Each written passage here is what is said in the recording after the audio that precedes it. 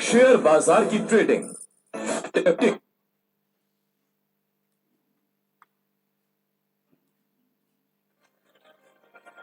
दस की कमाई में आप सबका स्वागत है। हमारे सारे अफसर तैयार और चैटर भी जुड़ चुके हैं और किसी ने बताया नहीं जय वो बंसल जी सब क्या करते हो आप लोग, थोड़ा सा ध्यान दो। जय इतने बिजी रहते हैं, अभी पैर में भी लगी हुई थी, अब ठीक हुई बड़ी मुश्किल से। कहाँ है जय? एक बार करने जैसे बोला ही नहीं जय कि आज वैलेंटाइन डे है। ये किसने फूल वूल भेज दिया आपको, चॉकलेट गिफ्ट वगैरह? कुछ पता ही नहीं चला आपको कि वैलेंटाइन डे है?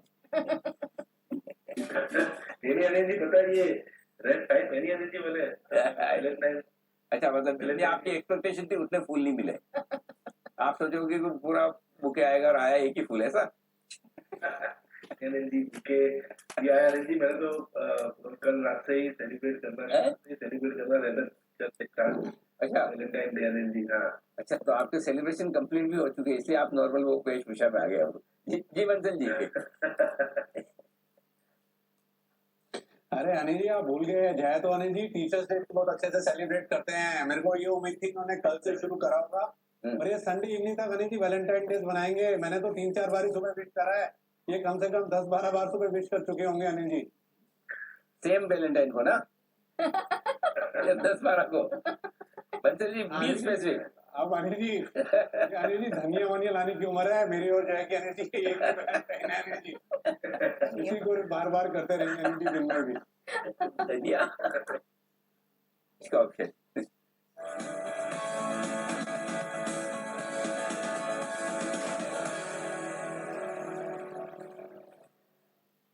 गुड मॉर्निंग जय, स्वागत है आपका, बताइए।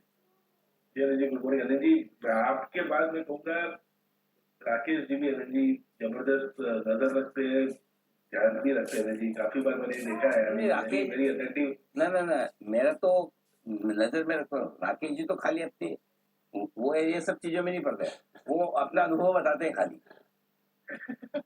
ये जो धनिया वनिया वो उनका अनुभव है, वो कोई किसी भी नजर इसका एग्जाम्पल भी अनिल जी मुझे पता है। लास्ट टू लास्ट बजट में किसी ने कोक बैग में डाली थी, वो भी राकेश जी को याद है बराबर कि भाई बजट में तो आया, मुझे लोग कोक भी लेके जाते हैं रात को गाड़ी में। वो भी चीज राकेश जी ने कही थी मुझे। ये बात है, ये ऑब्जर्वेशन पावर तो स्ट्रॉन्ग है ये। जी सर बताइए। कल क्लोजिंग में मैंने एक कॉल ऑप्शन 50% 23-200 का सजेस्ट किया था। लगभग 112-114 की रेंज में आज 152 तक गया। वहाँ पे मैंने तो सोशल मीडिया पर जी कहा भी था कि अगर प्रॉफिट बुक करना तो बीटीएसटी पॉइंट ऑफ व्यू अच्छी 40 पॉइंट की मदद मिली और अभी फ्लैट है मार्केट। अरे जी एक इंटरेस्टिंग ऑब्जर्वेशन है, पहले वो बता देता हूँ कि रिसेंट ये जो डाउन मतलब ओवरऑल डाउन ट्रेंड जो हमने देखा है उसमें ऑब्जर्वेशन मुझे ये रहा है कि पहला जो कॉल था लगभग 36,300 से 23,300 तक था। सॉरी 3,000 पॉइंट का अप्रोक्सीमेटली था। एंड उसके बाद 1,700 पॉइंट चला, which is 50% of the fall sir interest में। दूसरा जो कॉल आया जी वो 24,800 से 22,800 तक आया, तो 3,000 के बाद 2,000 पॉइंट का फॉल आया, तो 1,000 पॉइंट कम आया। एंड उसके बाद 1,000 पॉइंट का बाउंस बैक आया 50% अगेन 23,800 पर। रिसेंट फॉल आया जी फिर से अगर आप देखें तो -1,000 पॉइंट अगर हम करते हैं 2000, 2000 एंड 1000, तो 23,800 से फिर से 1,000 पॉइंट आना था, तो 22,800 अप्रोक्सीमेटली पीक आया। एंड लगभग 500 पॉइंट का बाउंस आना चाहिए था, जो ऑलमोस्ट आया 235 तक का आया, 22,800 से 435 पॉइंट का आया। ये जो ओवरऑल एक स्ट्रक्चर फॉर्म हुआ है, तो उसके बाद इधर साइड एक अच्छा मूव। तू जो ये गूगल शीट यूज करता रहता है पूरा दिन, तुझे पता है कितना टाइम वेस्ट होता है गूगल शीट में? अगर तू गूगल शीट के बदले अगर AI powered Microsoft Excel use करे तो अपने सारे रिपोर्ट तू 4 घंटे नहीं 4 मिनट में बना सकता है। ये जो इतने सारे फॉर्मूलाज तू लिखता रहता है और घंटों बात करता रहता है, वो सब एआई तेरे लिए सब कुछ कर सकता है खुद ब खुद। तुझे कुछ करने की जरूरत भी नहीं है। सोच तूने कितना टाइम ऑलरेडी वेस्ट किया है और कितना करने वाला था अगर तूने एआई विद एक्सेल नहीं सीखा होता। तो अगर आपको भी एआई विद एक्सेल सीखना है तो ये वीडियो के नीचे क्लिक कीजिए, मैं आपको 3 घंटे में एआई और एक्सेल का एक्सपर्ट बना दूंगा।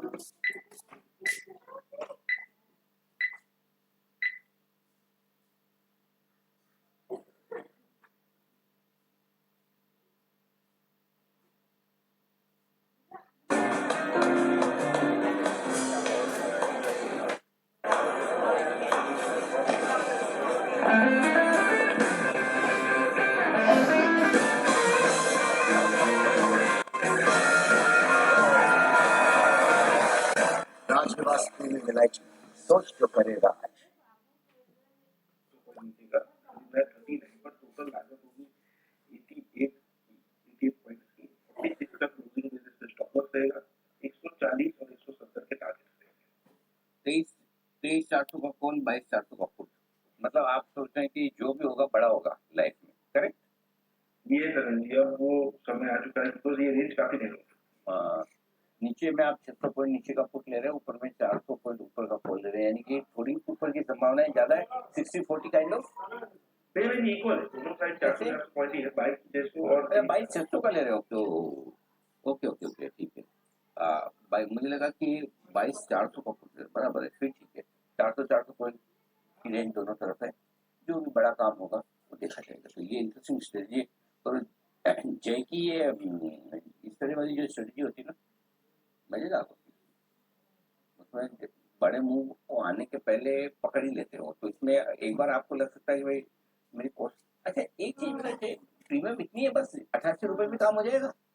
हाँ जी, अभी लेटली एनर्जी अगर हमने देखा था कि जब आई इनफैक्ट बजट तक तो एनर्जी 31 तक चली गई थी, जो लास्ट और एक साल में हम देखे तो हाईएस्ट लेवल पर आ गई थी आई 31 की, जो भी गिरकर 14 पर आ गई थी। इंडिया वीक भी जो थी 19 तक गया तो 14 14.5 पर आ गया, तो आई काफी कूलर हो गई है, जिसके कारण अब प्रीमियम रिलेटिवली कम हो गए लास्ट एक्सपायरी से। ये आप ले रहा है इस वक्त जय की तरफ से 10 की कमाई का शेयर देने के लिए तैयार है सिद्धार्थ जी, फरमाइए। बिल्कुल रजनीश, 10 की कमाई में जो स्टॉक लेके आया हूँ जुपिटर लाइफ। तैयार नहीं हो तो हम बाद में आ जाएंगे, हमारे पास बहुत टाइम है, 11 बजे तक टाइम है। नहीं Anil ji, Jupiter life hospital पे खरीदारी की राय है। टारगेट रखना है 1740 का, 1740 का। विद डिस्क्लेमर 23 अप्रैल 2024 से काफी समय से हम रेकमेंड कर रहे हैं, 1 साल से ज्यादा, 1 साल से थोड़ा कम। मल्टी स्पेशलिटी हॉस्पिटल केयर है, एमएमआर और वेस्ट इंडिया में कार्डियोलॉजी, ऑर्थोपेडिक्स और ऑन्कोलॉजी सेगमेंट में सबसे ज्यादा अग्रेसिव है। 1200 से कुछ कम बेड्स है और ऑपरेशनल एफिशिएंसी काफी स्ट्रांग है। आरओई 17% के करीब है और 3 साल का ग्रोथ 25% के करीब दिखा जा रहा है। एवरेज रेवेन्यू पर ऑक्यूपाइड बेड काफी बढ़ते हुए दिख रहा है, 10% का वाई ग्रोथ दिख रहा है इसमें।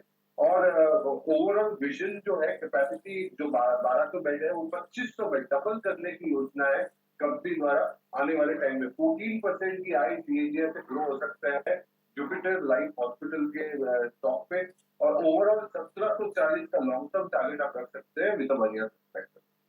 1740 के लक्ष्य के लिए करें खरीदारी जुपिटर लाइफ लाइन हॉस्पिटल। ये तो थाने में ही है ना, या फिर मुंबई वाला? हाँ, जुपिटर लाइफ लाइन वही हॉस्पिटल भाई, थोड़े समय पहले आईपीओ आया था।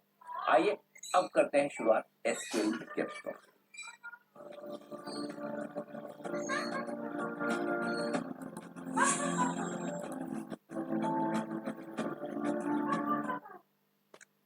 आइए, दो खास मेहमान हमारे साथ कार्यक्रम में हो रहे हैं शामिल, वनीता साहब और हेल्थ सेक्रेटरी से हमारे साथ कार्यक्रम में शामिल हो रही है आस्था जैन जी। आप दोनों का बहुत बहुत स्वागत है।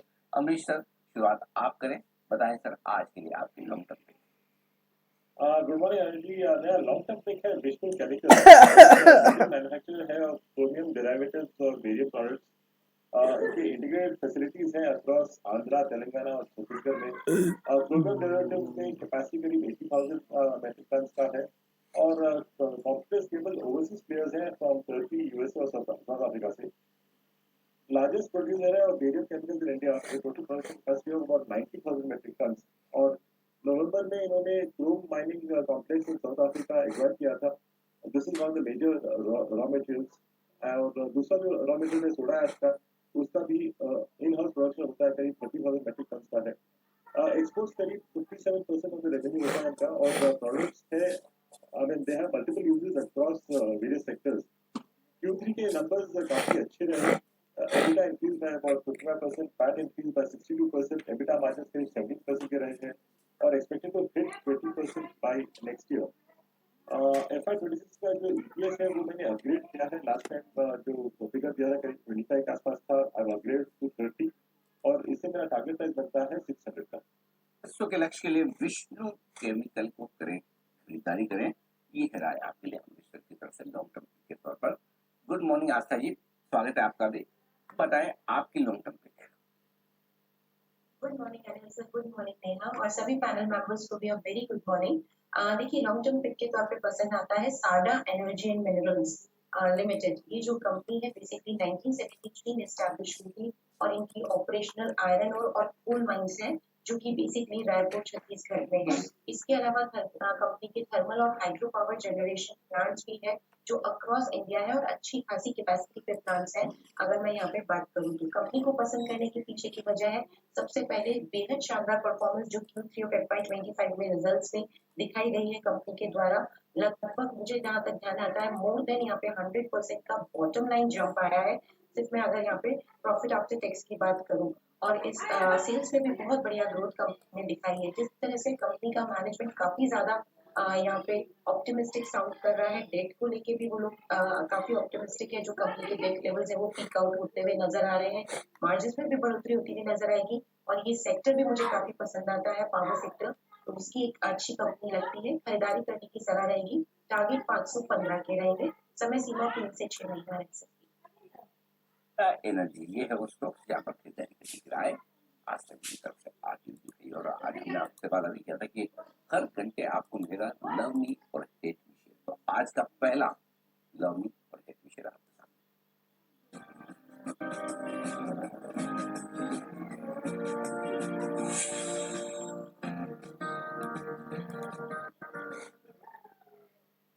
हमारे साथ हैं कुशल और पूजा बताने के लिए एक ऐसा शेयर जिससे आप प्यार भी कर सकते हैं और वो भी। आइए शुरुआत कुशल आप कीजिए, कौन सा शेयर है और आपका क्या है इसके साथ? सर इफ यू परमिट शुरुआत मैं करना चाहूंगी यहाँ से और कुशल से ही सवाल क्या करना। आप कुशल आप जानो कुशल जाने मेरे क्या लेना जी, और सवाल मेरा कुशल से ही होगा कि क्योंकि हम जिस पर डिस्कशन कर रहे हैं वो है पीवीआर लवली और हेट। तो सवाल तो मुझे आपसे करना है, आपने लास्ट मूवी कौन सी देखी थी पीवीआर में जाके? पुष्पा 2, उसके बाद तो कुछ नहीं देखा आपने क्योंकि पुष्पा 2 का टाइम तो टाइम कैसे मिल जाता है इतना पिक्चर देखने का? हमको क्या रिसर्च, अच्छा नॉन रिजल्ट सीजन में थी पिक्चर या शाम को काम कम रहता था? नॉन रिजल्ट सीजन में सर, दिसंबर में रिलीज हुई थी फर्स्ट वीक में। ठीक है, हाँ मैं सोचा तो मतलब कहीं ऐसा तो नहीं को मतलब काम कम हो ऐसा कुछ है। हाँ, मैं मुझे पूछा जी सर आप बताइए। हाँ मुझे अब फोकस ग्रुप पे रिसर्च पहले कर दे तो काम मेरा भी आसान हो जाएगा। आप भी बताइए सर, आखिरी मूवी कौन सी देखी थी आपने? मेरे ख्याल से मैं कोविड के बाद शायद एक ही बार देखी थी थिएटर में। एग्जैक्टली और कोविड के बाद मैं गया ही नहीं, मैं मतलब मुझे याद ही है। मैं अगर मूवी देखता भी तो फ्लाइट में देखता हूँ जब नींद नहीं आ रही हो तब। और नेहा आपने? मैं तो जाती नहीं हूँ, मुझे पिक्चरें पसंद ही नहीं। मेरा काम आसानी होता जा रहा है कुछ यहाँ पे क्योंकि पसंद नहीं है तो नहीं देखी है पूजा। में भी जब मैंने बात की थी ना कि आखिरी मूवी तो लोगों को सोचना पड़ रहा था और वो चीज दिख रहा है पीवीआर में, स्टॉक प्राइस में भी ना मूवी देखने ये आपको दिख रहा है पूजा, मुझे तो पिक्चर दिख रही है। तो चलिए पहले मैं मेरे पॉइंट से मैं शुरुआत कर रही हूँ। तो पीवीआर में तो देखिए कुशल का हाल कैसा है, वो पुष्पा जैसा ही है, झुकेगा नहीं। राइट 1800 करोड़ का ग्लोबल बॉक्स ऑफिस कलेक्शन कर लिया, कितनी बड़ी चीज है। लोग नहीं देखते तो ये हाल है। नहीं बताइए आपने अपने पॉइंट कीजिए। नहीं चलिए एक आध मूवी ऐसी आ गई है पिछले साल, लेकिन लास्ट ईयर जो था वो काफी ठंडा मामला था बॉक्स ऑफिस के लिहाज से। अगर देखेंगे वो नंबर्स भी दिखाई भी दिए, इस वजह से हमने देखा ये क्वार्टर जो रिजल्ट्स भी आए थे, ऑक्यूपेंसी देखिए 32% से घटकर 25% आ चुकी है। अगर आप पिछले 9 महीने का भी परफॉर्मेंस अगर आप देखेंगे तो 27% से घटकर 24%, यानी कि लोग जा नहीं रहे थिएटर में। ऑक्यूपेंसी रेट वो दिखा रहे हैं वो नंबर्स, स्टॉक में भी पसंद नहीं आ रहा है। इस वजह से हमने देखा पिछले 6 महीने में, एक महीने में तो दायरे में ही था, पिछले 6 महीने में 26% ये स्टॉक टूट चुका है क्योंकि ना रिजल्ट्स में कुछ रिफ्लेक्ट हो रहा है, रिजल्ट्स इतने एनकरेजिंग नहीं आ रहे हैं। पिछले साल भी ये पिछला क्वार्टर भी जो गया है, जो नतीजे आए हैं वो भी अनुमान के से बहुत ही कमजोर थे। तो इस वजह से हम देख रहे हैं कि पीवीआर के स्टॉक में लगातार एक गिरावट देखने को मिल रही है। देखिए पूजा, यहाँ पर एक टर्निंग पॉइंट भी चीज होती है कि अगर आप फाइनेंशियल ईयर की बात करेंगे तो पिछले 2 तिमाहियों में लगातार लॉस में रहने के बाद इस तिमाही में 177% का प्रॉफिट ग्रोथ यहाँ पर ये कंपनी दिखाती हुई नजर आई है। तो क्लियरली जो पुष्पा 2 का स्पेसिफिक जो कलेक्शन है और जो ओवरऑल नंबर्स है वो यहाँ पर तीसरी तिमाही में रिफ्लेक्ट करता हुआ दिख रहा है। अब स्टॉक की बात करेंगे तो ऑफकोर्स स्टॉक में गिरावट है, 1050 1060 रुपए के लेवल्स पर ऑलरेडी कारोबार कर रहा है, तो ऊपरी स्तर से जरूर गिरावट है, बट धीरे धीरे कहते हैं ना कि एक बड़ी छलांग लगाने के पहले 2 कदम पीछे होते हैं।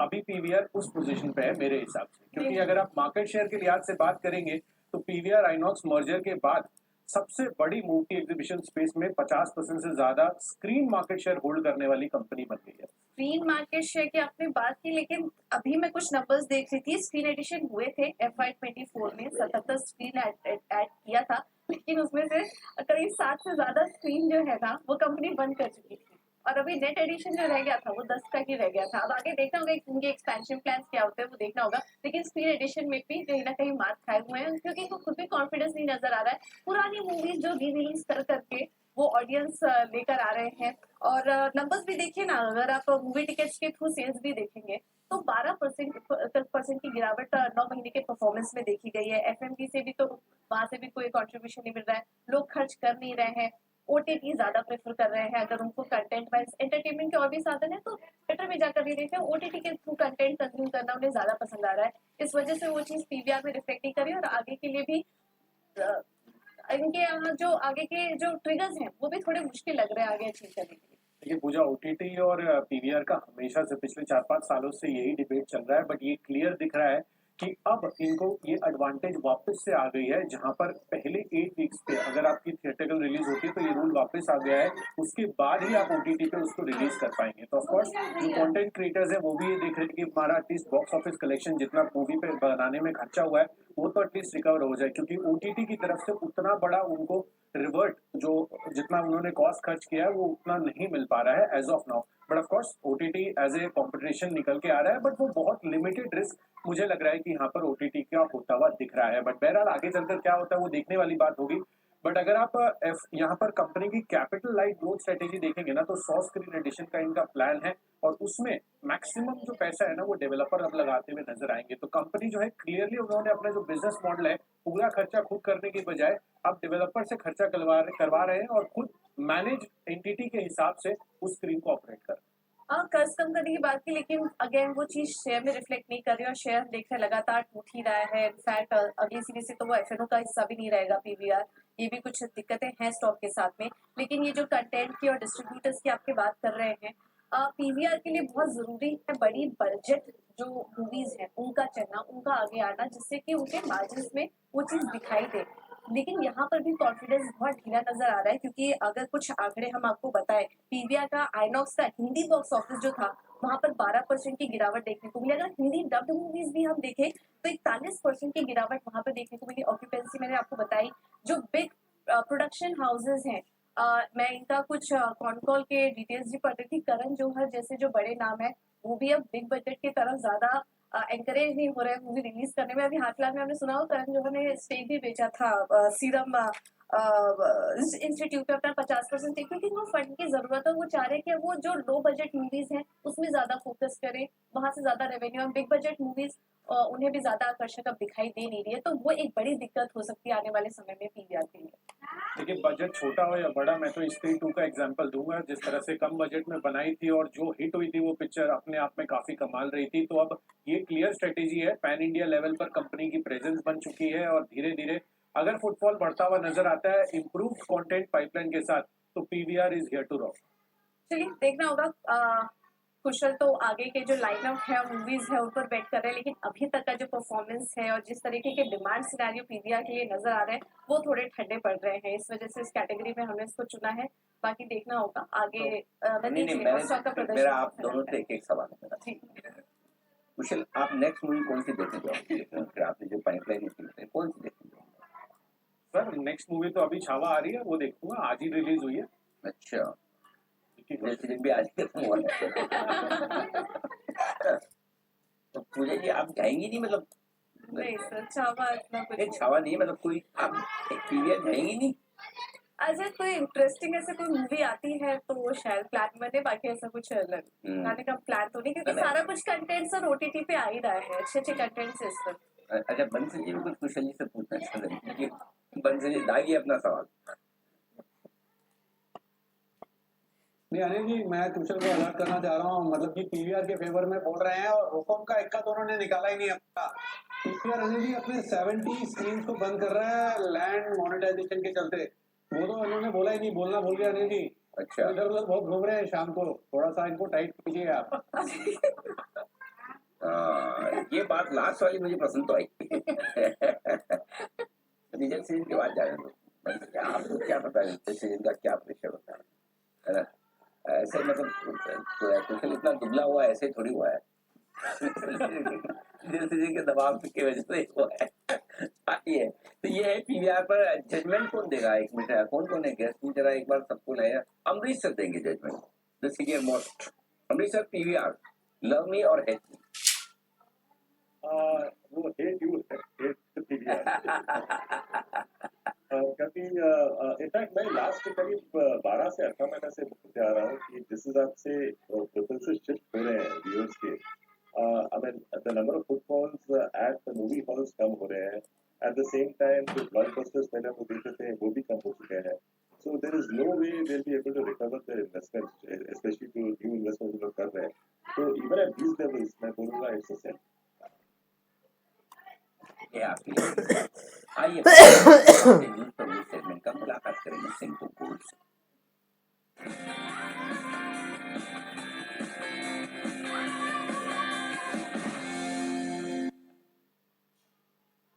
सेंको गोल्ड देश भर में ज्वेलरी का रिटेल कारोबार करने वाली ये कंपनी, कल आए हैं इसके नतीजे बाजार बंद होने के बाद। आय जरूर 27% बढ़कर आई है, लेकिन मुनाफा, कामकाजी मुनाफा 56% घटा है, 181 करोड़ से घटकर 80 करोड़। मार्जिन 11% से घटकर 4.5% के आसपास, और मुनाफे में लगभग 70% की कमी रही है, 110 करोड़ से 33 करोड़। हमारे साथ कार्यक्रम में शामिल हो रहे हैं कंपनी के एमडी और सीईओ सुवानकर सेन साहब। सेन साहब, बहुत बहुत स्वागत है आपका, धन्यवाद हमें समय देने के लिए। सर, क्या हो गया, क्या वजह रही कि ऑपरेशन परफॉर्मेंस इतनी खराब है, इबिटा इतना कम हो गया, मार्जिन इतने घट गए? कोई खास रीजन सर इसका? देखिए अनिल जी, इसमें रीजन 2-3 ही है। एक है कि जो ड्यूटी कट गवर्नमेंट ने जुलाई अगस्त में किया, उसका जो इम्पैक्ट है ऑफ 58 करोड़, हम लोग Q2 में उसका 30 करोड़ का इम्पैक्ट लिया, Q3 में उसका 28 करोड़ का इम्पैक्ट लिया। सो दैट इज जो YTD में अगर हम लोग देखा जाए तो वो 58 करोड़ का इम्पैक्ट है, इसीलिए मार्जिन दिखने में कम लग रहा है। मगर अगर हम लोग वो एडजस्ट कर ले तो हम लोगों का 9 months YTD EBITDA last year 7% था, और 9 months YTD EBITDA इस year after adjustment of duty cut 6% है, तो वो 100 basis points में ही डाउन है। एक फैक्ट है कि H1 में डायमंड ज्वेलरी जो स्टड रेशियो बोलते हैं, उसका स्टड रेशियो हम लोगों का कम था। लोगों का इंक्लिनेशन थोड़ा गोल्ड ज्वेलरी खरीदने में ज्यादा रहा, इसके लिए जो ग्रॉस मार्जिन है वो ग्रॉस मार्जिन गोल्ड ज्वेलरी में डायमंड ज्वेलरी की तुलना में कम रहता है, और उस हिसाब से ग्रॉस मार्जिन इम्पैक्ट आया है कि गोल्ड ज्वेलरी ज्यादा सेल हुआ है, डायमंड ज्वेलरी उतना नहीं सेल हुआ है। But looking at the future, अगर हम लोग लास्ट 3 मंथ का देखें तो डायमंड ज्वेलरी सेल का पिकअप फिर से ले चुका है, क्योंकि gold is at close to all time high, and diamond jewellery last 2-3 महीने में selling at about 50% growth compared to last year. So we are expecting that Q4 में we will move back. अभी जो adjusted EBITDA 6% है, we move towards 7%.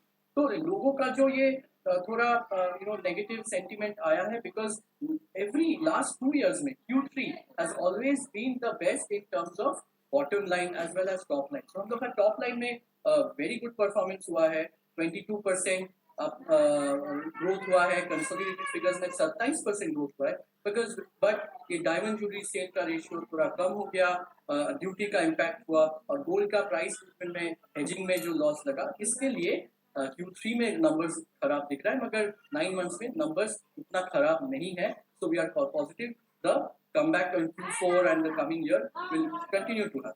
तो sir, ये 27% की growth जो रेवेन्यू में दिख रही है सेन साहब, इसमें कितना योगदान वॉल्यूम ग्रोथ का है, कितना योगदान गोल्ड के बड़े दाम का है? देखिए, गोल्ड के वॉल्यूम के ग्रोथ के लिए हम लोग 2 से 3% की ग्रोथ देखे हैं, बाकी 20% आपका वैल्यू में, क्योंकि ईयर का शुरुआत में गोल्ड का प्राइस अराउंड 6,500-600 था, जो आज के दिन 8,800 में हुआ। जब गवर्नमेंट ड्यूटी कट किया था वो एक महीने के लिए in the month of August September 6,900 हुआ। फिर धीरे धीरे वो 7,400 आ गया था धनतेरस के टाइम पे, और आज के दिन इट इज अबव 8,500। तो गोल्ड का प्राइस बहुत अच्छा खासा बढ़ गया, बट कस्टमर्स का जो कंज्यूमर सेंटिमेंट रहता है, तो वो प्राइस जब बढ़ता है तो लोगों का बजट थोड़े बहुत ही बढ़ते हैं, जिस हिसाब से प्राइस बढ़ता है नहीं बढ़ता है, तो वॉल्यूम के लिए इम्पैक्ट कम रहेगा, वैल्यू में ही वो ज्यादा दिखेगा। बट आपको ये बताऊं कि इन स्पाइट ऑफ दैट, अगर वर्ल्ड गोल्ड काउंसिल का आप रिपोर्ट देखे होंगे, so India is now the largest consumer of gold. हालांकि चाइना में जब 24% की ग्रोथ था, इंडिया में वॉल्यूम में खाली 2% की ग्रोथ था, वैल्यू में अच्छा खासा ग्रोथ आ गया। सेम थिंग हम लोग इंडस्ट्री में भी देख रहे हैं कि वॉल्यूम में ग्रोथ कम है, बट वैल्यू में ग्रोथ का अच्छा खासा 22 से 25% ग्रोथ दिख रहा है, जो हम लोग 27% ग्रोथ। सेन साहब, फिर से आप जो मार्जिन बढ़ने की बात कहेंगे तो वो तो फिर मार्जिन गोल्ड की प्राइस बढ़ने की वजह से ही होगा। तो यानी कि ये मान के चले कि अगर गोल्ड के दाम घटेंगे तो आपके मार्जिन घटेंगे, क्योंकि आपके पास इन्वेंट्री तो रहती है, और गोल्ड के दाम बढ़ेंगे तो आपके मार्जिन तो ऑटोमेटिकली बढ़ जाएंगे। तो गोल्ड के प्राइसेस के साथ को लिंक करना ठीक है? नहीं नहीं अनिल जी, ये ठीक नहीं है। हम लोग का 80% इन्वेंट्री हेज रहता है ऑन एन एवरेज, कभी कभी वो 90-95 भी हो जाता है, बट हम लोग का इन्वेंट्री 80% हेज है। सो गोल्ड का प्राइस बढ़ने के साथ साथ हेजिंग इम्पैक्ट के लिए नहीं होगा। हम लोगों का जो मेकिंग चार्ज इनकम है, that has remain stable around 10.5%। Only thing is that diamond का जो पार्ट है ना, डायमंड ज्वेलरी, उसमें अगर हम लोग ज्यादा डायमंड बेचे तो हम लोगों का मार्जिन ज्यादा आएगा, और अगर हम लोग कम डायमंड बेचे तो मार्जिन कम आएगा। हेजिंग का इम्पैक्ट बहुत ही मिनिमम है, वो इंडियस अकाउंटिंग के लिए क्वार्टर ऑन क्वार्टर चेंज होते रहते हैं। तो इन Q3 तक YTD में हम लोग देखें कि डायमंड का सेल पर्टिकुलरली उसमें वॉल्यूम में उतना ग्रोथ और वैल्यू में उतना ग्रोथ नहीं आया। Only from end of December, January, February में डायमंड में फिर से ग्रोथ आना चालू हो गया। और हम लोग का फर्म बिलीफ है कि यूएस और यूक्रेन वॉर, रशिया वॉर, अगर वो सोल्यूशन की तरफ जाता रहेगा तो फिर ऑटोमेटिकली डायमंड का प्राइस एक स्टेबिलिटी आके फिर धीरे धीरे डायमंड का प्राइस बढ़ना होगा। सो ये हेजिंग के चक्कर में गोल्ड का प्राइस बढ़ने के साथ हम लोगों का प्रॉफिट में कोई इम्पैक्ट नहीं है। It is truly making charge income and diamond. फिर एक सवाल मेरा डिमांड को लेकर, ज्वेलरी की डिमांड, जिस हिसाब से गोल्ड के भाव अनाप शनाप बढ़े हैं, अब जो सेंस हमें मिल रहा है, जो हम रिटेल लोगों से बात करते हैं, तो थोड़ा हाथ खींच रहे हैं, बहुत मजबूरी वाली खरीदारी हो रही है कि भाई लेना ही पड़ेगा, कोई घर में फंक्शन है, शादी है, या फिर मतलब ऐसी चीज है, तो अदरवाइज शायद थोड़ा सा मामला रुका है। क्या आपको ऐसा सेंस मिल रहा है कि थोड़े कस्टमर्स कम आ रहे हैं, सेल्स रिटेल में कम हो रही है? देखिए, YTD अगर 9 मंथ्स देखे जाए तो नंबर ऑफ इनवॉइसेस में हम लोग का 4.5% ग्रोथ हुआ है। अगर हम लोग ATV और ASP का भाव तो अभी बढ़े। मैं अभी का ताजा एग्जांपल चाहता हूँ, महीने 2 महीने में क्या सीन, क्योंकि भाव अभी बढ़े। पहले तो भाव जब तक 70-72 की रेंज में थे, एक जगह आके स्टेबल हो जाते हैं तो लोग खरीदने लगते हैं। लेकिन जब एकदम से तेजी से बढ़ते हैं, जब तक स्टेबल ना हो तो थोड़ा मन में रहता है कि एक बार नीचे आ जाए, ये हो जाए। तो अभी लेटेस्ट ताजा क्या है आपका रुझान, वो बताएं।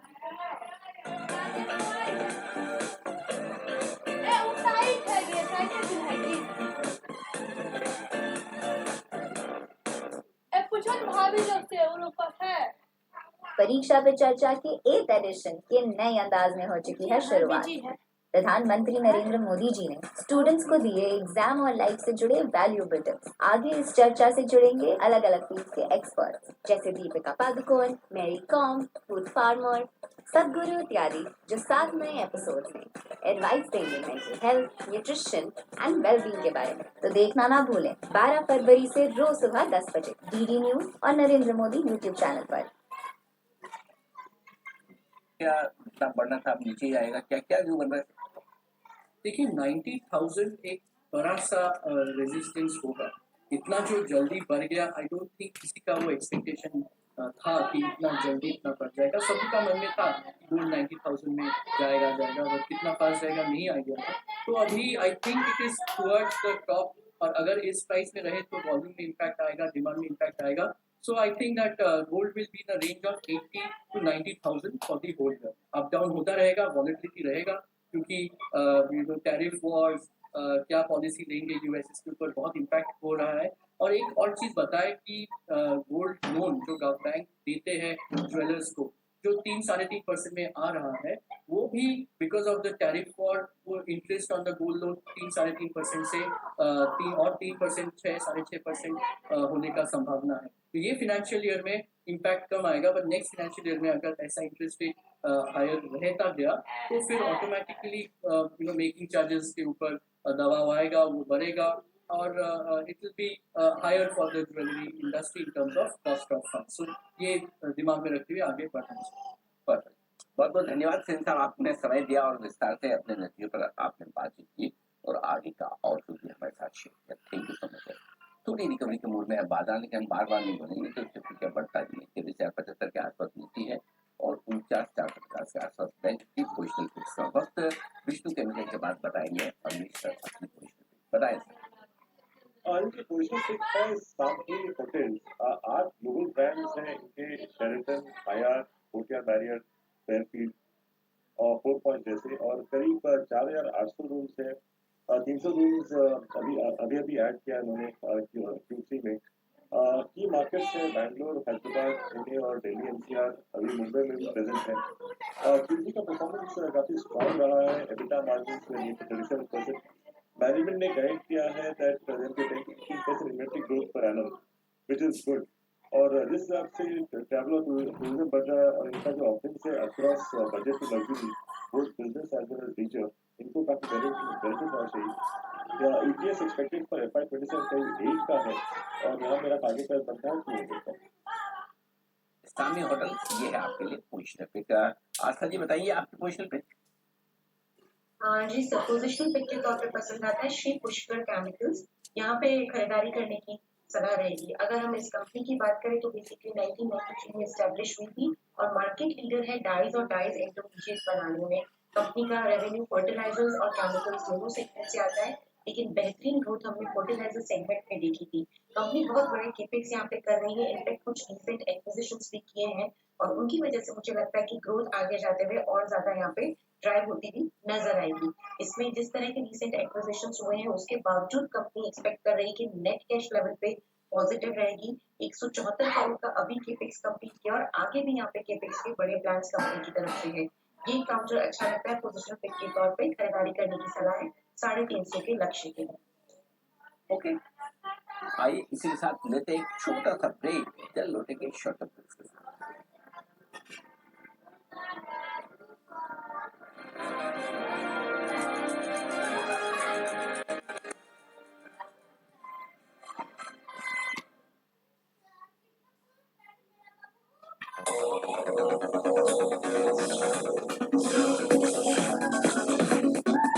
Markets and Stockage presents face-to-face stock market conclave live in Goa. Learn strategies shared by India's top investors, network with popular face-to-face experts, and make connections for a lifetime with 250 plus traders and investors. Join us from 4th to 6th March at Resort Rio Goa. Register now. Limited seats only.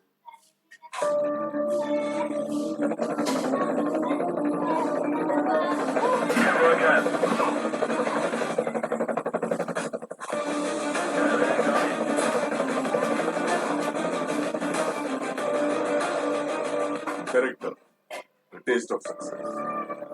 Bro, target 370, super upside potential. खरीदे? Forget the buy and focus on the why. Wait, तू खुद से बातें क्यों कर रहा है? Stockage, my personal research app that gives me daily market updates, super smart scan, ready-made investment strategies, tutorials and so much more. Stockage, sell is smart. Closing show में दोपहर 2 बजे से शुरू होगा बाजार का भरपूर एक्शन और BTS सिटी कॉल। 2:30 बजे मैं आपको दूंगा निफ्टी और बैंक निफ्टी पर अगले 1 घंटे के लिए ट्रेडिंग स्ट्रेटेजी। 2:45 पर लगाएंगे निफ्टी पर निशाना। 3 बजे आपको मिलेगी बेहतरीन शॉर्ट टर्म इन्वेस्टमेंट पिक। 3:10 पर देखिए कैश का ऑप्शन। 3:20 पर मैं आपको दूंगा अगले दिन के लिए निफ्टी और बैंक निफ्टी ट्रेड करने का सही ऑप्शन। देखिए मेरे साथ फाइनल ट्रेड दोपहर 1:56 से नॉन स्टॉप 3:30 बजे तक सिर्फ जी बिजनेस पर। क्लोजिंग शो में दोपहर 2 बजे से शुरू होगा बाजार का भरपूर एक्शन और BES सिटी कॉल। 2:30 बजे मैं आपको दूंगा निफ्टी और बैंक निफ्टी पर अगले 1 घंटे के लिए ट्रेडिंग स्ट्रेटेजी। 2:45 पर लगाएंगे निफ्टी पर निशाना। 3 बजे आपको मिलेगी बेहतरीन शॉर्ट टर्म इन्वेस्टमेंट पिक। 3:10 पर देखिए कैश का ऑप्शन। 3:20 पर मैं आपको दूंगा अगले दिन के लिए निफ्टी और बैंक निफ्टी ट्रेड करने का सही ऑप्शन। देखिए मेरे साथ फाइनल ट्रेड दोपहर 1:56 से नॉन स्टॉप 3:30 तक सिर्फ जी बिजनेस पर।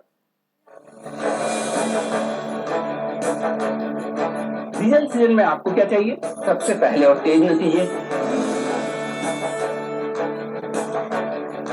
सही और सटीक विश्लेषण,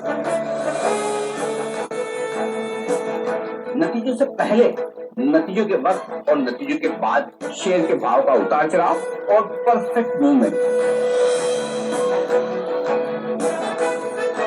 तीनों परफेक्ट मिलेंगे आपको सिर्फ जीबीजी देखते रहिए।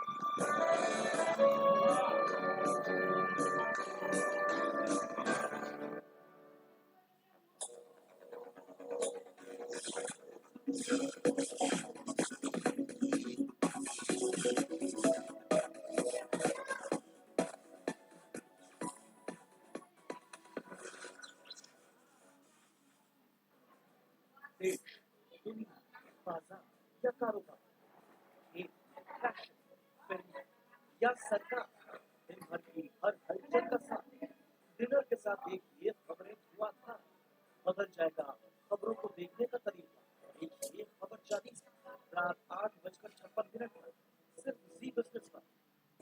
शेयर बाजार की ट्रेडिंग, पॉलिटिक्स में फाइटिंग, जॉब की वेटिंग, इंडस्ट्री की रेटिंग, कब, क्यों और कैसे, देखिए न्यूज लाइव सोमवार से शुक्रवार दोपहर 3:56 पर सिर्फ जी बिजनेस पर।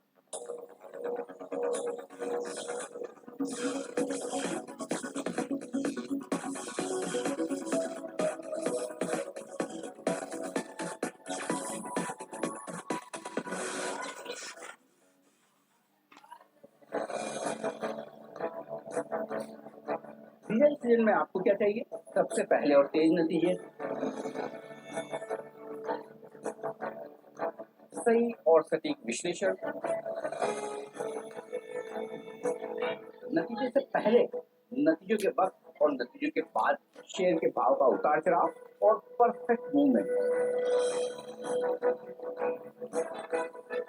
तीनों परफेक्ट मिलेंगे आपको सिर्फ जीबीजी पर देखते रहिए।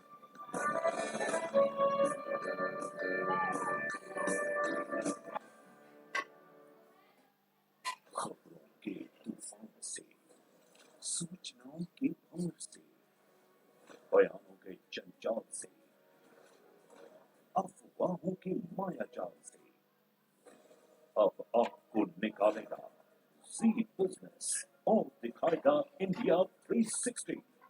सोमवार से शुक्रवार जी बिजनेस पर।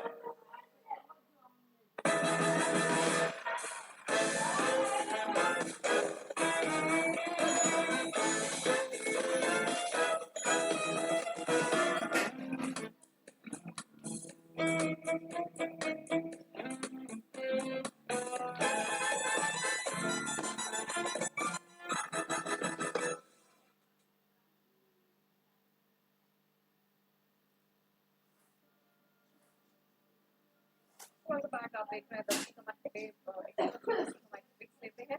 कुणाल जी बताइए सर क्या पसंद आ रहा है?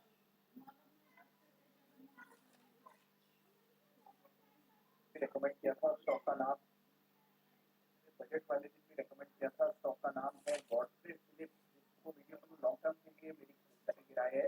मुझे लगता है कि जिस प्रकार का चार्ट स्ट्रक्चर है स्टॉक में काफी बड़ा करेक्शन हम ऑलरेडी देखने में आता हुआ। बाजार का पर इस टाइप ऑफ परफॉर्मेंस दिख रहा है, नीचे के लेवल तक कमी हुई है, तो मुझे लगता है कि गिरावट में इसको अपग्रेड करके चले। जिस तरह का स्ट्रक्चर है स्टॉक वापस मुझे लगता है 7678 के लेवल दिखाएगा। तो अगर गिरावट में मिलता है यानी कि आपको ये 5500 के आसपास मिल जाता है तो पूरा ऑप्टिमम के आसपास अपग्रेड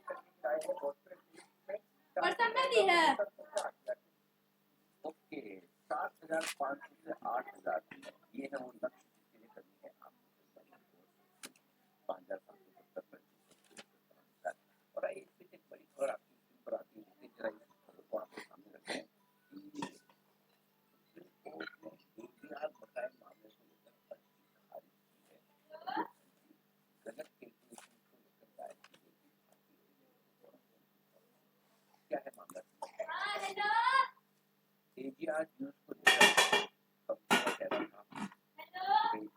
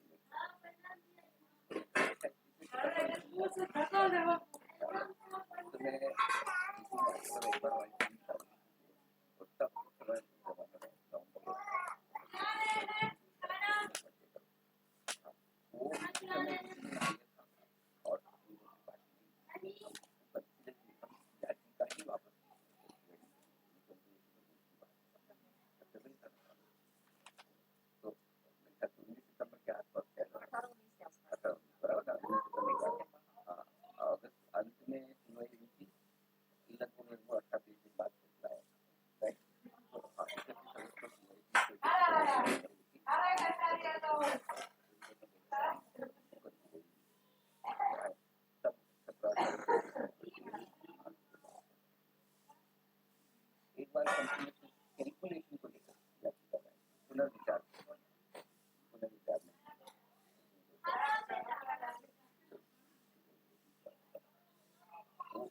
पुराना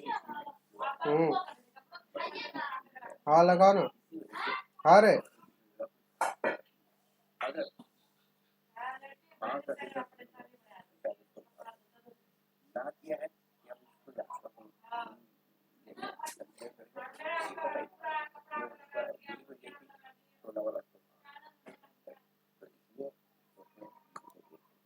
नया कुछ नहीं वही है पुनर्विचार अब देखते हैं सरकार आगे की तरफ से पूरी कोशिश करती है कंपनियां करती है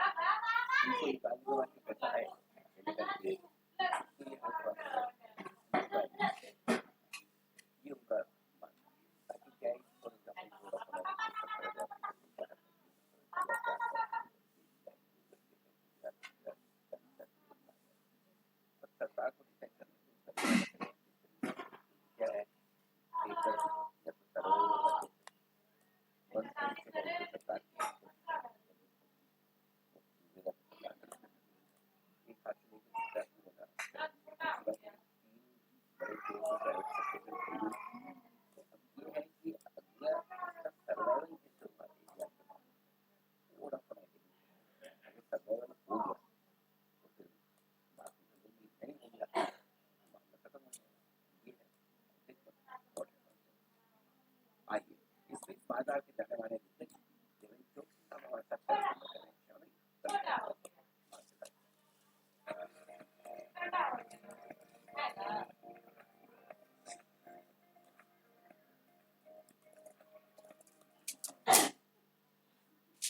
गुड मॉर्निंग आपका धन्यवाद हमें समय देने के लिए बड़ा मूड बहुत जुड़ा हुआ है सर मतलब पहले मैं ओवरऑल मार्केट पर आए बाद में थोड़ा मुश्किल कंसेप्ट पे हो क्या रहा है सर इतना पैनिक क्यों मतलब 20% इंडेक्स ऊपर से चल रहे हैं मैं तो करेक्शन हो चुका है चेंजिंग के मार्केट में फिर भी कोई उतना समझने का नाम नहीं ले रहे सर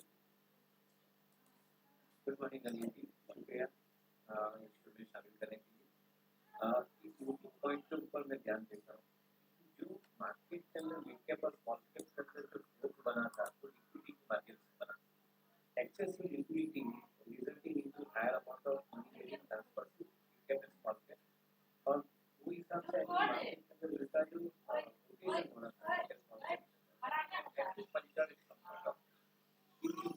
सबसे दूसरी चीज जो आईपीओ के माध्यम से जो कंपनियों ने मार्केट में एंट्री ली तो significantly large amount of shares का एंट्री ली और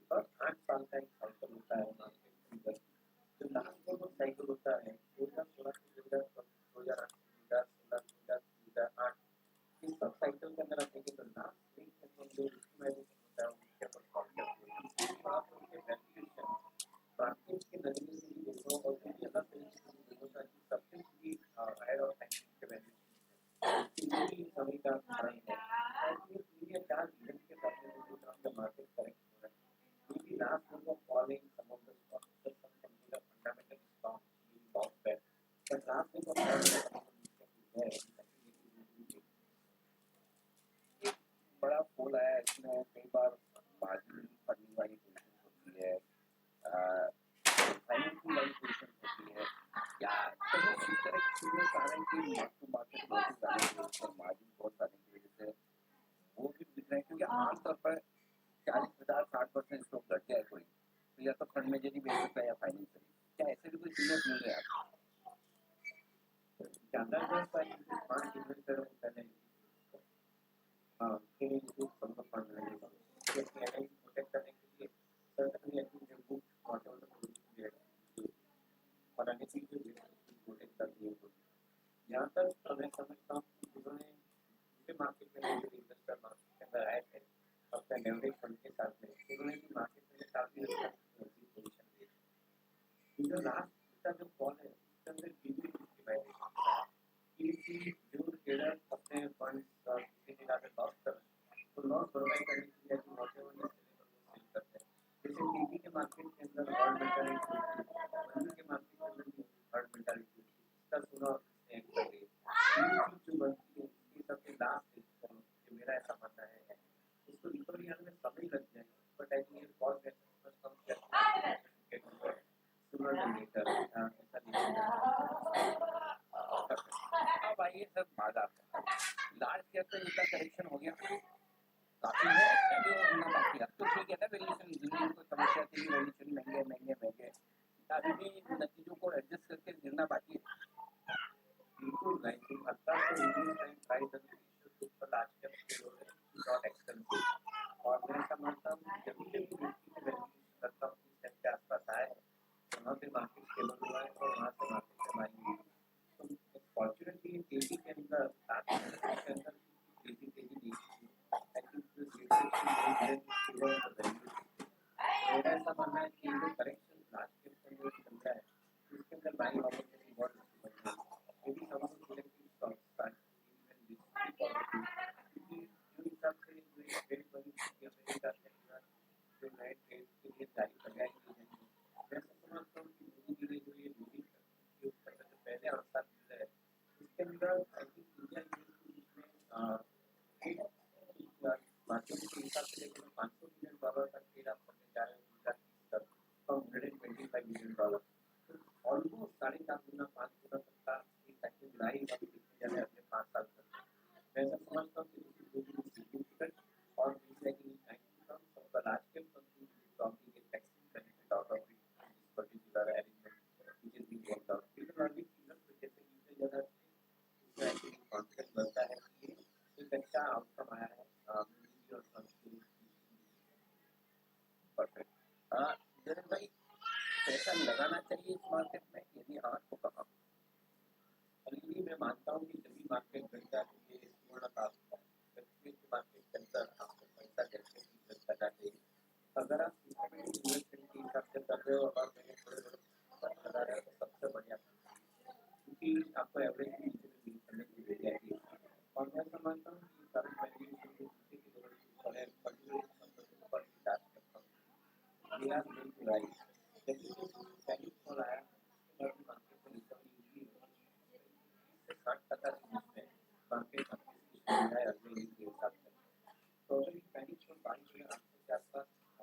जाता है तो मैं समझता हूँ कि यहाँ से मार्केट के अंदर अच्छी होगी अगले 12 से 17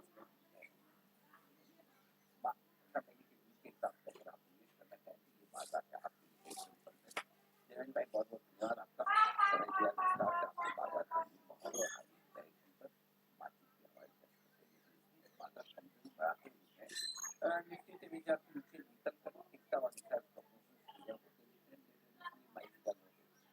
नीचे अब नुकसान को आपको सीधा लगाने की पड़ेगी आज भी वहाँ बचाव भाई आप साफ भाई इस बीच बढ़ते आगे और वक्त हमारी खास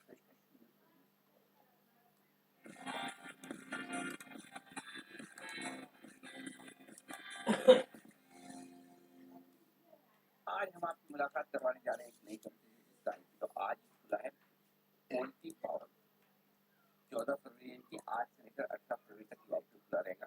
प्राइस रेंज है 425 रुपए का। टोटल इशू था कि 8 से 7 करोड़ रुपए के आसपास ऑफर को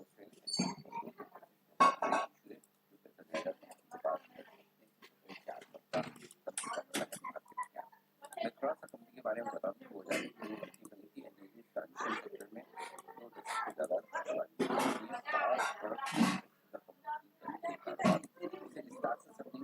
हमारे साथ वर्णीकरण पांडियन साहब कार्यक्रम में हो रहे शामिल, जो कंपनी के जॉइंट एमडी हैं, कॉन्टैक्ट डायरेक्टर हैं, 2002 से कंपनी के साथ है और सर इंस्टीट्यूट मुंबई से आपने post graduation diploma in management किया है और 22 साल से ज्यादा लंबा ठहरा। पांडियन साहब बहुत बहुत स्वागत है आपका सर, धन्यवाद हमें समय देने के लिए। समझाएं सर अपना business model, quality power exactly क्या है? सर पिछले 50 से 100 साल में जो इलेक्ट्रिकल ट्रांसमिशन इंफ्रास्ट्रक्चर खड़ा किया गया है, this is basically to integrate conventional power sources. अभी जिस तेजी से रिन्यूएबल एनर्जी इंटीग्रेशन हो रहा है और रिन्यूएबल टेक्नोलॉजी जो आ रही है, जैसे अभी आ रही है जो green ammonia, the conventional power is getting more complex and unreliable. हम critical power products, high voltage power products और solution बनाते हैं, especially for high voltage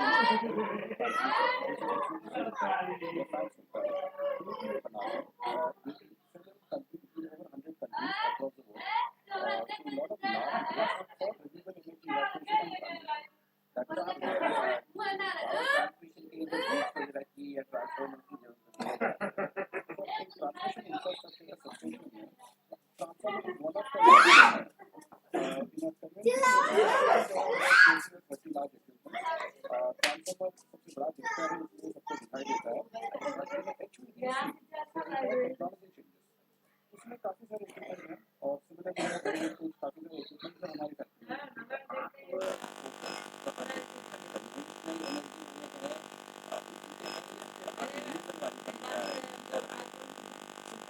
transmission electrician है और फोकस ऑन हाई टेक्नोलॉजी